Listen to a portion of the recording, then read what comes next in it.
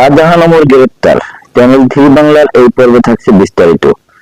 জালকাঠি এক আসনের রাজাপুর কাঠালিয়ার সাবেক এমপি শাহজাহান ওমরকে গ্রেপ্তার করেছে পুলিশ। বৃহস্পতিবার সকালে তাকে গ্রেপ্তার দেখায় রাজাপুর থানা পুলিশ। গ্রেপ্তারের বিষয়টি নিশ্চিত করেছেন রাজাপুর থানার ভারপ্রাপ্ত কর্মকর্তা ওসি ইসমাইল হোসেন। এর আগে বুধবার 20 নভেম্বর জালকাঠির রাজাপুর থেকে তাকে গ্রেপ্তার করা হয়। কাঠালিয়া বিএনপি অফিস ভাঙচুরের একটি মামলায় তাকে গ্রেপ্তার দেখানো হয়েছে বলে প্রাথমিকভাবে জানা গেছে। এদিকে গতকাল রাতে শাহজাহান ওমর বাড়িতে হামলা চালানো হয়। প্রত্যক্ষদর্শীরা জানান, বুধবার সন্ধ্যা 7টা থেকে 8টার দিকে 7 থেকে 8 জন যুবক বাড়ির প্রাচীরের বাইরে থেকে ওই ভবনে ইটপাটকেল নিক্ষেপ শুরু করেন।